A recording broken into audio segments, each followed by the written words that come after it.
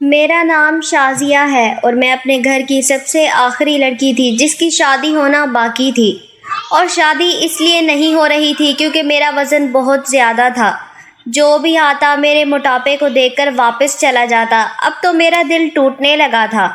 میں اپنے موٹاپے کو کم کرنے کے لیے کئی حربے کر چکی تھی، مگر کوئی بھی کام نہیں آیا تھا۔ انہی دنوں اماں نے بھائی کی شادی کر دی تھی کیونکہ میری وجہ سے بھائی کی شادی بھی رکی ہوئی تھی، اور اب بھائی مجھے بد دعائیں دینے لگا تھا۔ اماں نے سوچا بیٹی کی شادی پھر ہو جائے گی، اب بیٹے کی شادی کرتی ہوں، بہو گھر آئے گی تو کوئی نہ کوئی نیا رشتہ بھی ہاتھ آئے گا۔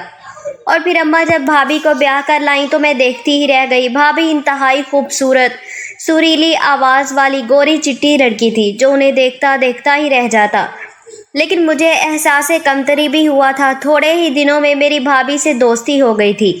بھابھی بھی مجھ سے بات چیت تو نہیں کرتی تھی، لیکن میں اس سے اس کی اسمارٹنیس کا راز پوچھنا چاہتی تھی۔ چند ایک دن گزرے، میری بھابھی کے ساتھ بہت ہی اچھی دوستی ہو گئی۔ اب بھابھی مجھ سے کہتی کہ تم بھی جلدی سے شادی کر لو۔ میں بھابھی سے پوچھتی کہ میں شادی کیسے کر لوں، میرے پاس تو نہ ہی آپ جیسی خوبصورتی ہے، نہ ہی میرا وزن کم ہے کہ کوئی مجھے نظر بھر کر دیکھے بھی۔ بھابھی بولی اس میں کیا ہے، میں تمہارا سارا علاج کر دوں گی۔ میں بھابھی کو حیران ہو کر دیکھنے لگی کہ بھابھی میرا علاج کیسے کرے گی۔ بولی کہ تو ابھی برقع پہن، ہم ڈاکٹر کے کلینک چلتے ہیں۔ میں بہت زیادہ خوش ہو گئی، مجھے تو یقین نہیں آ رہا تھا۔ آج پہلی بار کسی نے مجھے ڈاکٹر کے پاس جانے کا کہا تھا، ورنہ سب یہی کہتے ہیں تو روٹی بہت کھاتی ہے، کم کر لے تو ٹھیک ہو جائے گی۔ بھابھی نے باہر جا کر ایک رکشہ روکا، پھر مجھے بڑی رازداری کے ساتھ اس میں بیٹھنے کا کہا اور بولی چلو میں تمہیں کلینک میں لے کر چلتی ہوں۔ میں بہت خوشی بھابھی کے ساتھ بیٹھی۔ ہم تقریباً آدھے گھنٹے کی مسافت پر واقع کلینک میں پہنچے تھے، مگر مجھے بڑی حیرت ہوئی تھی کہ اس کلینک پر کوئی بورڈ نہیں لگا ہوا تھا، نہ ہی اس میں زیادہ لوگ تھے۔ میری جیسی کچھ عورتیں وہاں باہر بیٹھی ہوئی تھیں، جبکہ کچھ کے چہروں پر بڑے بڑے داغ، دھبے اور دانے تھے۔ ان کو دیکھ کر مجھے اپنا آپ کافی بہتر لگا۔ تھوڑی ہی دیر کے بعد ایک لڑکی اندر آئی۔ وہ ان سب عورتوں کو دیکھنے لگی جو کہ اس کمرے میں بیٹھی ہوئی تھی۔ پھر اس کی نظر مجھ پر پڑی تو اس نے عجیب سے انداز میں مسکراتے ہوئے میری بھابھی کو اشارہ کیا۔ بھابھی نے بھی اسے اشاروں ہی میں کچھ کہا، مجھے لے کر باہر آ گئی۔ وہ عورت مجھے دیکھ کر بہت خوش ہوئی۔ بھابھی نے مجھے کہا یہ عورت جو بھی پوچھے تم سیدھا سیدھا جواب دے دینا، پھر یہی تمہیں بڑی ڈاکٹرنی کے پاس لے کر جائے گی، اس سے تمہارا سارا مسئلہ حل ہو جائے گا۔ مجھے کیا پتا تھا کہ میری قسمت بدلنے والی ہے اور بھابھی پر بھروسہ کر کے میں ایک بہت بڑی غلطی کرنے والی ہوں۔ وہ لڑکی جو مجھے کمرے میں لے کر گئی، وہاں پر بھابھی موجود نہیں تھی۔ مجھ سے کہنے لگی تمہارے موٹاپے کو ناپنا پڑے گا، پتہ لگانا پڑے گا کہ جسم میں پانی کتنا ہے اور چربی کتنی، تم اس بیڈ پر لیٹ جاؤ، میں مشین لے کر آتی ہوں۔ میں بہت حیران ہوئی، لیکن بھابھی نے کہا تھا کہ چپ چاپ اس عورت کی بات مان لینا، ایسا نہ ہو کہ بعد میں کوئی مسئلہ ہو۔ میں نے فوراً ہی بیڈ پر لیٹ کر اس کے کہنے کے مطابق آنکھیں بند کر لیں۔ اس کے بعد اللہ جانے کیا ہوا، میں نہیں جانتی۔ کچھ ہی دیر گزری تھی کہ آواز سی آنے لگی، شاید وہ عورت کمرے میں داخل ہوئی تھی، بس پھر کیا تھا، میری آنکھوں پر کسی نے پٹی باندھی۔ مجھے بہت ڈر لگ رہا تھا کیونکہ بھابھی بھی آس پاس نہیں تھی۔ پٹی باندھنے کے بعد مجھے کچھ پتہ نہیں چلا، پھر جب میری پٹی کھولی تو میں بالکل ویسی کی ویسی ہی تھی، مجھ میں کوئی تبدیلی نہیں آئی تھی، اور یہ عمل تقریباً 5 سے 7 منٹ کا تھا۔ البتہ مجھے اپنے پورے جسم میں جلن سی محسوس ہونے لگی۔ میں نے اس عورت سے پوچھا کہ یہ کیا تھا، میرے ساتھ تم نے کیا کیا ہے؟ بولی کہ میں نے تمہارا الٹرا ساؤنڈ کیا ہے۔ اس میں حیرانگی والی کون سی بات ہے؟ Ultra sound? میرے دماغ میں پھر سے باتیں پھرنے لگیں۔ الٹرا ساؤنڈ تو ان عورتوں کو کیا جاتا ہے جن کو کوئی بچے وغیرہ کا مسئلہ ہو، پھر الٹرا ساؤنڈ کے لیے پیٹ پر ایک خاص قسم کا پانی لگایا جاتا ہے اور مشینیں بھی دوسری ہوتی ہیں۔ اس عورت نے تو مجھے ہاتھ تک نہیں لگایا تھا، پھر یہ کون سا الٹرا ساؤنڈ تھا جو بنا دیکھے ہو گیا؟ مجھے بہت عجیب لگ رہا تھا۔ پھر وہ مجھے اپنے سامنے بٹھا کر مجھ سے باتیں کرنے لگی۔ بولی کہ تمہیں کب سے موٹاپا ہے، تم کھاتی کتنا ہو؟ میں ساری باتیں جو بول رہی تھی وہ ایک کاپی پر لکھتی جا رہی تھی، یہاں تک کہ ساری معلومات مکمل ہو گئی تو اس نے مجھے کہا کہ اب تم باہر جاؤ اور اپنی بھابھی کو اندر بھیجو۔ میں ڈرتے ڈرتے باہر چلی گئی۔ مجھے تو نہیں پتا تھا کہ میرا وزن کم بھی ہو پائے گا یا نہیں۔ بھابھی کو میں نے اندر کمرے میں بھیج دیا، خود میں دروازے کے باہر کھڑی ہو گئی۔ مجھے دراصل عجیب لگ رہا تھا کہ میں یہاں کھڑی ہوں۔ میں تبھی دروازے کے قریب جا کر کھڑی ہو گئی تو میرے کانوں میں بھابھی اور اس عورت کی باتیں پڑنے لگی، یا یوں کہیں کہ باتوں کی آواز پڑنے لگی۔ تبھی مجھے اندر سے کہے کی آواز آئی تو میں حیران ہو گئی کہ بھابھی کی اس عورت سے دوستی تھی یا وہ اسے جانتی تھی پہلے سے ہی، کیونکہ ان دونوں کے ہنسنے کی آوازیں باہر تک آ رہی تھیں۔ خیر میں کچھ کر نہیں سکتی تھی، میری بھابھی ہی میرا سب کچھ تھی۔ بھابھی تھوڑی دیر کے بعد کمرے سے باہر آئیں، ان کا چہرہ بالکل سپاٹ تھا۔ کہنے لگی، چلو جلدی سے گھر چلو، اب کافی دیر ہو گئی ہے، تمہارا بھائی بھی آنے والا ہوگا۔ میں بھابھی کی اس ہڑبڑی کو سمجھ نہیں پائی، میں اس کے پیچھے پیچھے آ گئی۔ بھابھی نے فوراً ہی جا کر سڑک پر ایک رکشہ لیا اور اس میں بیٹھ گئی۔ پورا راستہ بھابھی نے مجھ سے کوئی بات نہیں کی، وہ گمسم ہی رہی، شاید الفاظ کا چناؤ کر رہی ہو مجھ سے بات کرنے کے لیے۔ آدھے گھنٹے میں ہم گھر پہنچے۔ بھابھی نے رکشے والے کو پیسے دیے اور واپس بھیج دیا۔ رکشے والا مجھے دیکھ کر بڑی افسوس بھری نظروں سے دیکھ رہا تھا، لگتا تھا جیسے اسے کچھ معلوم ہو، وہ مجھے بتانا چاہتا ہو۔ اس نے ایک بار مجھے آواز بھی دی کہ رکیے، بات سنیں۔ بھابھی نے اسے جھڑک کر وہاں سے بھگا دیا تھا۔ میں بہت پریشان ہوئی تھی، میرا تو دل چاہ رہا تھا کہ میں بھابھی سے ساری باتیں پوچھ لوں، ان سے کہوں کہ میں بھائی کو بتا دوں گی، لیکن میں کیا کر سکتی تھی؟ میرا وزن بہت زیادہ تھا اور اس کے لیے بھابھی نے ہی میرا علاج کروانا تھا۔ جیسے ہی ہم گھر میں داخل ہوئے، بھابھی مجھ سے بات کرنے کی بجائے اپنے کمرے میں چلی گئی۔ میں بھی ان کے پیچھے پیچھے گئی کہ شاید وہ مجھے میرے علاج کے بارے میں کچھ بتائیں گی، مگر انہوں نے فوراً سے دروازہ بند کر لیا اور میں باہر کھڑی ان کو دیکھنے لگی۔ کافی دیر تک میں نے بھابھی کا انتظار کیا مگر وہ کمرے سے باہر نہیں نکلی۔ میں اسی طرح مختلف خیالات سوچتی اپنے کمرے میں آ گئی۔ تبھی امی نے مجھے بلایا، کہا کہ بھابھی تم کو بلا رہی ہے۔ میں باہر گئی تو بھابھی بہت خوش لگ رہی تھی، میرے گلے لگ کر بولی، تم میری سب سے اچھی بہن ہو، میں آج بہت خوش ہوں، تیرا علاج تو ہو ہی جائے گا، مجھے اپنی بھی بہت خوشی ہے۔ بھابھی کے چہرے سے خوشی کے رنگ جھلک رہے تھے۔ انہوں نے مجھے اپنے پرس سے 1000 روپے نکال کر دیے اور بولی، لو جو بھی دل کرے میری طرف سے کھا لینا۔ میں پریشان ہو کر بولی، بھابھی تم مجھے موٹاپے کے علاج کے لیے لے کر گئی تھی اور اب کھانے کے لیے مزید پیسے دے رہی ہو، یہ کیا بات ہوئی؟ میرے پوچھنے پر بھابھی ہنس پڑی، ارے اس میں کیا بات ہے، تم کھانا پینا کر لو، کل سے تم اچھی طرح سے ڈائٹنگ کرنا اور میں تمہارا علاج بھی کروں گی، اور ہاں اس ڈاکٹر نے مجھے دوا بھی دی ہے، اس دوا سے 2 ہفتے میں تمہارے پیٹ کی چربی پگھل کر ختم ہو جائے گی۔ یہ بات سن کر میں بہت خوش ہوئی۔ اچھا کہ واقعی مجھے تو لگا تھا کہ اس نے کوئی خطرے والی بات کی ہے، یہی کہ شاید میں لا علاج ہوں، میرا کوئی علاج نہیں ہو سکتا۔ میری بات پر بھابھی ہنس پڑی اور پھر بڑی ہی شیطانی مسکراہٹ چہرے پر سجا کر بولی، تمہارا علاج ہے میری جان، بس تمہیں تھوڑا سا اور صبر کرنے کی ضرورت ہے۔ بھابھی کے ایسے تاثرات دیکھ کر میں پھر خاموش ہو گئی۔ ہمیں پتہ ہی نہیں چلا کب میرا بڑا بھائی بھی گھر آ گیا۔ میں نے اور ندیم نے خوب مزہ کیا، ہم لوگوں نے باہر سے کھانا منگوایا اور کھایا۔ ان سب میں اپنی دوا کے بارے میں بھول گئی تھی۔ سب کاموں سے فارغ ہو کر بھابھی میرے کمرے میں آئی، اس کے ہاتھ میں چھوٹی سی شیشے کی بوتل تھی۔ میری طرف دیکھتے ہی بولی، یہی وہ دوا ہے جو اس ڈاکٹر نے مجھے دی ہے، اس سے کیا ہوگا؟ یہ تو بہت تھوڑی سی دوا ہے۔ میں نے کہا، نہیں، اسی سے تو اصل اثر ہوگا، یہ بہت تاثیر والی دوا ہے۔ یہ کہہ کر بھابھی نے وہ بوتل مجھے دکھائی، اس میں خاص قسم کا تیل تھا۔ بھابھی نے مجھے بتایا کہ اس تیل کو ناف میں ڈال کر رات بھر سو جانا ہے، تمہارا وزن کم ہونے کی وجہ سے تمہارے جسم میں بہت ساری تبدیلیاں آنا شروع ہو جائیں گی۔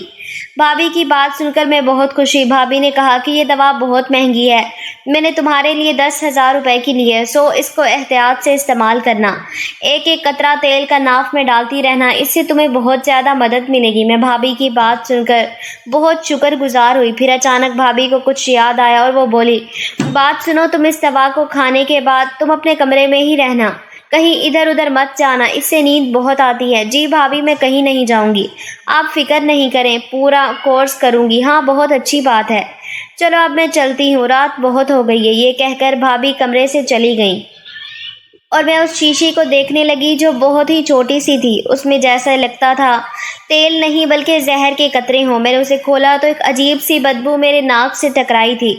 خیر میں نے دروازہ بند کیا اور اس کو استعمال کرنے کے بعد میں سو گئی۔ مجھے اس رات بہت گہری نیند آئی تھی، کافی دیر میں سوتی رہی، بلکہ ایسے جیسے کوئی بے ہوش ہوتا ہے۔ صبح کی تقریباً 10 بجے اماں نے میرا دروازہ زور زور سے بجایا۔ اماں کی دستک سن کر میں بھی بہت زیادہ ڈر گئی تھی، کیونکہ ایسا پہلے کبھی نہیں ہوا تھا۔ اٹھتے ہی میری نظر گھڑی پر پڑی تو میں حیران رہ گئی تھی کہ صبح کے 10 بج رہے تھے، حالانکہ ایسا ہونا نہیں چاہیے تھا۔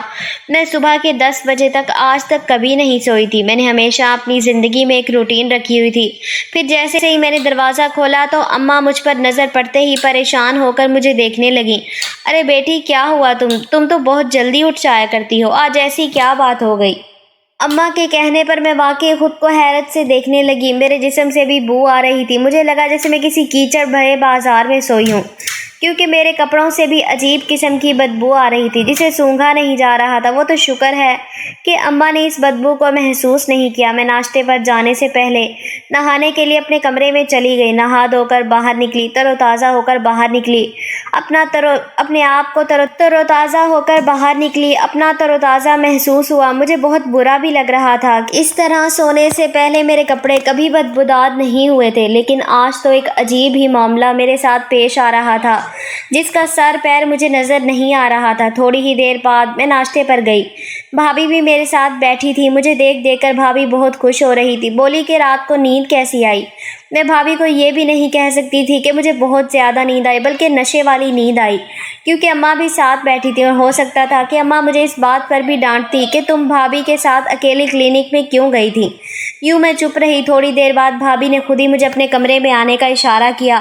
میں جیسے ہی ان کے کمرے میں گئی تو بھابھی بہت خوش تھی۔ بولی کہ دیکھو شازیہ، وزن ایک دم کم نہیں ہوتا، تمہیں کچھ مہینے محنت کرنا پڑے گی، اس تیل کا باقاعدگی سے استعمال کرنا ہوگا، لیکن اس سے پہلے میں تمہارا ایک اور جگہ ٹیسٹ کروانا چاہتی ہوں۔ اس ٹیسٹ کے بعد زیادہ اچھے سے پتہ چلے گا کہ تمہیں کون سی دوا کی ضرورت ہے۔ تم تو جانتی ہو تمہارا موٹاپا خطرناک حد تک بڑھ چکا ہے۔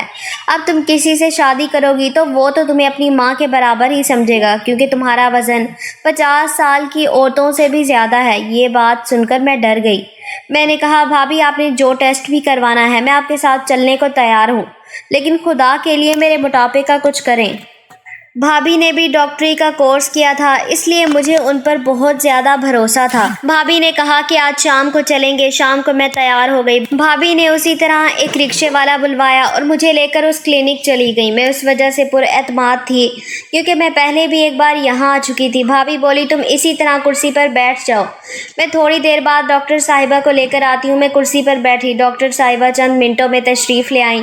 پھر ان کے آتے ہی مجھے پسینے آنے لگے اور وہ بری طرح ہنسنے لگی، جبکہ میں حیران تھی کہ ایسا تو کسی نے آج تک نہیں کہا تھا کہ میں پتلی لگ رہی ہوں۔ کیا یہ لوگ مجھے بے وقوف سمجھ رہے تھے؟ میں نے دیکھا اس عورت کے ہاتھ میں کپڑے تھے جو نئے اور جدید طرز کے لگ رہے تھے۔ اس عورت نے وہ کپڑے بھابھی کو دیے۔ بھابھی نے اس سے کپڑے لے کر مجھے دیے اور بولی جا کر غسل خانے میں یہ کپڑے تبدیل کر کے آؤ، اسی میں تمہارا چیک اپ ہوگا۔ میں نے کپڑے دیکھے تو وہ تو کسی دلہن کے جیسے کپڑے تھے۔ لگ نہیں رہا تھا کہ ان کپڑوں میں میرے چیک اپ کا کوئی بندوبست ہوگا، کیونکہ یہ کپڑے ہسپتال کے ہرگز نہیں تھے۔ میں ہسپتال کے نیلے کپڑوں سے واقف تھی، وہ تو پہننے میں آرام دہ ہوتے ہیں، جبکہ یہ کپڑے بہت زیادہ چمکیلے بھڑکیلے تھے۔ میں حیرت زدہ نگاہوں سے بھابھی کو اور اس لڑکی کو دیکھنے لگی۔ ارے جاؤ بھی پہن کر آؤ نا، میں تمہارا انتظار کر رہی ہوں۔ میرے پاس اتنا وقت نہیں ہے، میرے پاس اور بھی مریض ہیں۔ یہ کہہ کر میں اس کے روب میں آ گئی۔ میں غسل خانے میں گئی، وہاں جا کر وہ کپڑے لٹکائے اور تبدیل کر کے باہر آ گئی۔ وہ کپڑے مجھے پورے تھے، ورنہ عموماً مجھے اس طرح کے کپڑے کبھی پورے نہ آتے تھے۔ وہ عورت مجھے کپڑے پہنا کر ایک کمرے میں لے گئی۔ مجھ سے کہنے لگی تم یہی تھوڑی دیر بیٹھی رہو، اور ہاں تم نے سامنے اس شیشے کو دیکھنا ہے، ہلنا جلنا نہیں ہے۔ میں اس عورت کی ہدایت پر عمل کرنے لگی۔ سامنے ایک بہت بڑا شیشہ رکھا تھا، میں جس میں دیکھ رہی تھی۔ یہاں مجھے بیٹھے کافی دیر گزر گئی تھی۔ پھر اس عورت نے مجھے کہا کہ تم اٹھ کر کھڑی ہو جاؤ اور ہاں ہلنا مت، ورنہ تمہارے لیے مسئلہ ہو جائے گا۔ میں تمہارے چیک اپ کے لیے بہت بڑی مشین کمرے میں نصب کر چکی ہوں، اس سے تمہارا چیک اپ ہو جائے گا۔ پھر اس نے مجھ سے کچھ اور باتیں بھی کی اور بولی اب تم لوگ گھر چلے جاؤ، مجھ سے 3 ہفتے کے بعد ملاقات کرنا۔ جو دوا میں نے تمہیں دی تھی وہ تم پر بہت اچھا اثر کرے گی، اس کے بعد تم ٹھیک ہو جاؤ گی۔ ویسے بھی تمہارا وزن تو 5 کلو کم ہو گیا ہے، میں نے تمہارا وزن کر لیا ہے۔ وہ عورت بولی تو میں بہت حیران ہوئی تھی۔ وزن کرنے جیسی کوئی بات نہیں ہوئی تھی۔ میں اپنے گھر آ گئی۔ بھابھی اس بار بہت پریشان تھی۔ مجھے حیرت تھی کہ پہلے کی طرح وہ خوش پاش نہیں لگ رہی تھی۔ ان کو دیکھ کر مجھے بھی فکر ہو رہی تھی کہ نہ جانے کیا بات ہے جو بھابھی اتنا پریشان ہے۔ جیسے ہی ہم لوگ گھر پہنچے، بھابھی مجھے لے کر اپنے کمرے میں آ گئی۔ بولی، اس عورت نے تمہیں اور کیا کہا تھا؟ وہ مجھ سے بہت فکر مندی سے پوچھنے لگی۔ کچھ بھی نہیں کہا تھا، اس نے میرا چیک اپ کیا۔ لیکن بھابھی، ان کپڑوں میں چیک اپ کون کرتا ہے؟ ہاں، تم اس کی فکر نہیں کرو، بس تمہارا رشتہ جلدی ہو جائے گا۔ بھابھی نے بھی خوشامدانہ لہجے میں کہا تو میں چپ ہو گئی کہ شاید سب کہہ رہے ہیں تو پھر پتلی ہی لگ رہی ہوں گی۔ خیر سے بھابھی نے مجھے بتایا کہ تمہارے پتلے لگنے کی وجہ سے اب میں تمہارا رشتہ لاؤں گی، اور فکر نہیں کرو، میں تمہارے لیے بہت معقول رشتہ لے کر آؤں گی۔ بھابھی نے یہ بھی کہا تھا تو میں خوش ہو گئی تھی، لیکن گھر میں کسی نے بھی وزن کے بارے میں کوئی بات نہیں کی۔ 2 دن کے بعد بھابھی نے مجھ سے کہا، میرے گھر والوں سے پہلے میں ایک اور رشتہ تمہیں دکھانا چاہتی ہوں، تمہیں پسند ہوا تو بتانا۔ وہ لوگ ہمارے گھر آ گئے 2 دن بعد ہی مہمان بن کر۔ تقریباً ایک پورا خاندان ہمارے گھر آیا۔ بھابھی نے ان سب کو یہی بتایا تھا کہ میری نند کا رشتہ ابھی تک نہیں ہوا، مگر وہ سب لوگ تو جیسے مجھے پہلے سے جانتے ہیں۔ ارے یہ تو وہی ہے، ان میں سے ایک عورت نے کہا۔ پھر ان میں سے ایک لڑکی کچھ کہنے لگی، بولی کہ یہ تو وہی ہے، اس کا موٹاپا نہیں، یہ تو بہت موٹی ہے۔ بھائی، پہلے ہی ہمارے خاندان میں ایسی لڑکیوں کا مذاق بنتا ہے، چلو یہاں سے، اور ایسی لڑکیوں سے وہ رشتہ نہیں کرتے۔ میرا دل بہت ٹوٹا تھا، مگر میں خاموش رہی۔ ویسے بھی بھابھی نے کہا تھا، اگر تمہاری شادی یا رشتہ ان لوگوں کے ساتھ نہیں ہوتا تو پھر میں اپنے بھائی سے تمہاری شادی خود کرواؤں گی، تم اس بات کی فکر نہیں کرو۔ ان کے جانے کے بعد بھابھی مجھے تسلی دینے لگیں اور بولی، یہ آخری لوگ تھے جن پر میں نے بھروسہ کیا، بس تم فکر نہیں کرو، میں نے اپنے بھائی سے ساری بات کر لی۔ اب اگر وہ تم سے شادی کرے گا تو تمہاری زندگی سنور جائے گی۔ بس تم ورزش بھی کیا کرو، میرا بھائی بھی تمہیں ڈاکٹر کے پاس لے کر جائے گا، اس سے تم ٹھیک ہو جاؤ گی۔ میں نے خدا کا شکر ادا کیا۔ کچھ ہی دنوں میں بھابھی کا بھائی میرا رشتہ لے کر آ گیا۔ انہوں نے مجھے دیکھا تک نہیں اور میری شادی کی تاریخ مقرر کر دی۔ میں بہت خوش تھی، آخر بھابھی کا دیا ہوا ٹوٹکا کام کر گیا، لیکن انہوں نے مجھے سختی سے منع کر رکھا تھا کہ آئندہ کے بعد وہ دوا استعمال نہیں کرنا، اس سے تمہیں بہت نیند آتی ہے، بے ہوشی طاری ہوتی ہے۔ میں نے بھابھی کی بات سمجھ لی تھی، سو میں نے وہ دوا استعمال کرنا چھوڑ دی۔ میرے لیے زندگی بہت آسان ہو گئی تھی۔ میرا شوہر مجھے دیکھتے ہی مجھ پر فدا ہو گیا، بولا کہ تم مجھے بہت اچھی لگتی ہو، تم بہت خوبصورت ہو۔ میں نے تو صرف اپنی بہن کے لیے تم سے شادی کی ہے، اپنی بہن کا گھر بچانے کے لیے، ورنہ تم جیسی عورت سے میں کبھی شادی نہ کرتا، شاید یہ سوچ کر کہ تمہارا وزن زیادہ ہے، مگر تمہاری اصل خوبصورتی میں نے آج دیکھی ہے۔ کیوں بہن کا گھر بچانے کے لیے؟ کیوں؟ میں نے اپنے شوہر سے پوچھا تو وہ بولا، میں تمہیں یہ بات نہیں بتا سکتا، میری بہن نے مجھے قسم دی ہے، ورنہ اگر میں تم کو یہ بات بتا دوں گا تو وہ ناراض ہوگی مجھ سے۔ میں نے اپنے شوہر سے بڑی مشکلوں سے یہ بات نکلوائی اور بات سن کر میرے ہوش فنا ہو گئے۔ کہنے لگا کہ میری بہن تمہارے موٹاپے کا علاج نہیں کر رہی تھی، وہ دراصل تمہیں استعمال کر کے پیسے کمانا چاہتی تھی۔ تمہیں وہ مختلف باتیں تھیں جن کو اپنے برانڈ کی ماڈلنگ کے لیے ایک بہت ہی موٹی عورت کی ضرورت تھی، اسی وجہ سے وہ تم کو ایک ایجنسی کے پاس لے کر گئی تھی، مگر انہیں کہا کہ تم اس طرح تصویریں نہیں بنواؤ گی، سو تم کو کوئی بہانہ کر کے دیں۔ کچھ عرصہ تو اس نے یہ سلسلہ چلایا، 1-2 تصویریں رسالے میں بھی چھپ گئی تھی، لیکن اس بات پر تمہاری بھابھی بہت پریشان ہوئی کیونکہ تم مشہور ہونے لگی تھی، اور یہ بات اگر تمہارے بھائی کو پتہ چل جاتی تو وہ میری بہن کو طلاق دے دیتا، اسی لیے اس نے تمہاری شادی کا بندوبست مجھ سے کر دیا۔ میرا شوہر یہ کہہ کر خاموش ہو گیا۔ میرے ذہن میں آندھی طوفان کی طرح پچھلے گزرے واقعات چلنے لگے۔ میں سوچ بھی نہیں سکتی تھی کہ بھابھی مجھے اپنے پیسوں کے حصول کے لیے استعمال کرے گی۔